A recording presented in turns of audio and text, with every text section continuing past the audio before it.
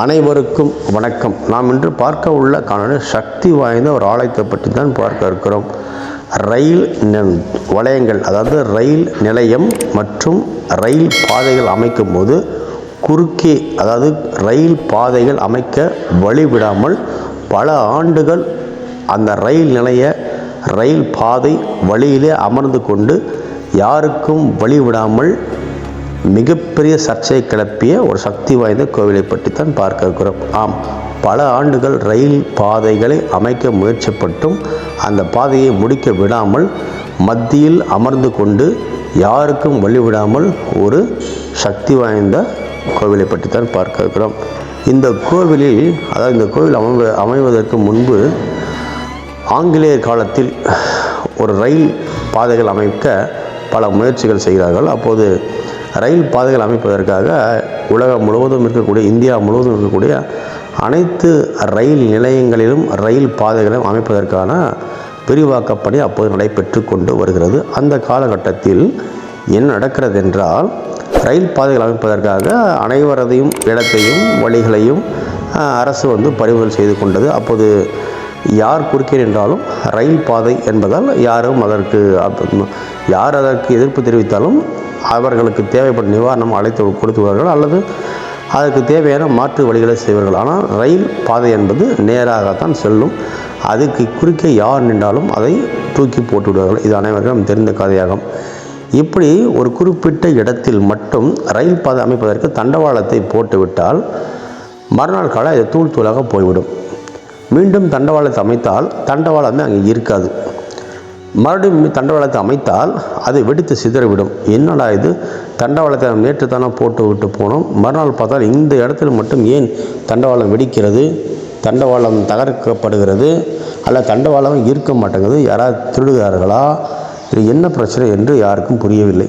அப்போது தான் அங்கு ஒரு அதிசயம் காத்திருந்தது. அங்கு அருகில் ஒரு முனீஸ்வரன் சிலை அமைந்திருந்தது. காலப்போக்கில் என்னவென்று தெரியாமல் பலரும் அந்த ரயில் பாதைகளை அமைப்பதற்கு சட்ட ரீதியான வழிகளும் காவல்துறை உதவிகளும் சேர்ந்து அதை கண்காணிக்க தொடங்கினார்கள். அப்போது ஒரு மிகப்பெரிய ரகசியம் என்னவென்றால், இதை யாரும் திருடவில்லை, இதை யாரும் சேதப்படுத்தவில்லை, இதற்கு காரணம் முனீஸ்வரன் தான் என்று கண்டுபிடிக்கிறார்கள். ஆம், அப்படி ஒரு முனீஸ்வரன் கோவிலை பற்றி தான் பார்க்கிறோம். பல ஆண்டுகள் ரயில் பாதை அமைக்க விடாமல் நடுவில் அமர்ந்து கொண்ட முனீஸ்வரன் கோவிலை பற்றி தான் பார்க்க இருக்கிறோம். சரி, முதலில் இந்த கோவில் எங்கே இருக்கிறது என்பதை பார்த்துள்ளோம். இது அரூர் மாவட்டம், அரூர் வட்டம், அரூர் மாவட்டம் என்று இல்லை, அரூர் என்று பெயர். அரூர் பக்கத்தில் இருக்கக்கூடிய மொரப்பூர்.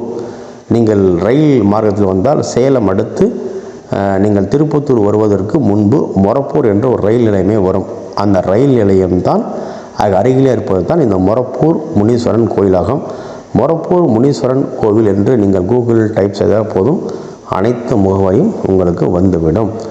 நீங்கள் அதை வைத்து மிக ஈஸியாக நீங்கள் அந்த மொரப்பூர் முனீஸ்வரன் கோயிலுக்கு சென்றுவிடலாம்.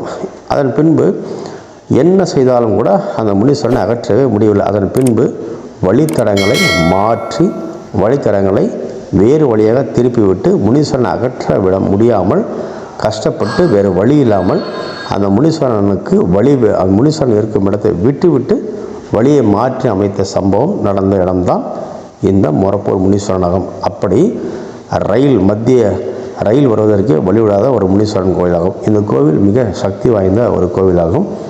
அந்த கோவில் எப்படி எந்த சக்தி என்று நீங்கள் முடிவெடுக்க முடியாது. ஏனென்றால் அவ்வளோ சக்தி இருக்கிறது. எந்த பிரச்சனையானாலும் சரி, செய்வினை, குறிப்பாக செய்வினை, பில்லி, மாந்திரிகம், இது போன்ற பிரச்சனை உள்ளவர்கள் அங்கு அடிக்கடி செல்வார்கள். ஆனால் அங்கே ஆடு கோழி அதிகமாக பலியிடுவார்கள். ஆனால் அங்கே பலியிடுவர்கள் யாரும் வீட்டுக்கு எடுத்து வருவதில்லை, அங்கேயே சாப்பிட்டு விடுவார்கள். ஏன் அங்கேயே சாப்பிடுவார்கள் என்று யாருக்கும் தெரியவில்லை. அது அங்கிருந்து யாரும் எடுத்து செல்வதில்லை, எடுத்து இதுவரையும் செல்ல முடியவும் இல்லை, அங்கேயே சாப்பிட்டு விடுவார்கள். இப்படி ஒரு சக்தி வாய்ந்த ஒரு கோவிலாகும். அது மட்டும் இல்லாமல் மிக மிக மிக மிக மிக அருமையான ஒரு சக்தி வாய்ந்த முனீஸ்வரன் கோயிலாகும். தமிழகத்திலே இப்படி ஒரு முனீஸ்வரன் சக்தி உள்ள கோயில் எனக்கு தெரிந்து இருக்கலாம். எனக்கு தெரிஞ்சு இது ஒரு சற்று சக்தி உள்ள கோயில் நான் நினைக்கிறேன். இந்த கோவிலுக்கு சென்று நீங்கள் வழிபட நமக்கு என்ன கிடைக்கும் என்றால், உங்கள் பிரச்சனை எதுவாக இருந்தாலும் சரி, குழந்தைகள் நன்றாக படிக்கவில்லை என்றால் அதற்கு கேட்கும். அதிகமாக இதற்கு மிகப்பெரிய செய்வினை, பில்லி, சூன்யம், காத்து, கருப்பு இது போன்ற விஷயங்களுக்கு இதற்கு எடுத்த கையாக இருக்கிறது. அதே போல் இந்த பேரலைசிஸ், இந்த வலது கால் வரவில்லை, இடது கால் வரவில்லை, அல்லது வேறு ஏதேனும் ஒரு அடிக்கடி விபத்து நடக்கிறது என்றெல்லாம் அந்த வாகன பூஜைகள்லாம் செய்வதற்கெல்லாம் இந்த கோவில் மிக சிறந்த ஒரு கோவிலாக இருக்கிறது.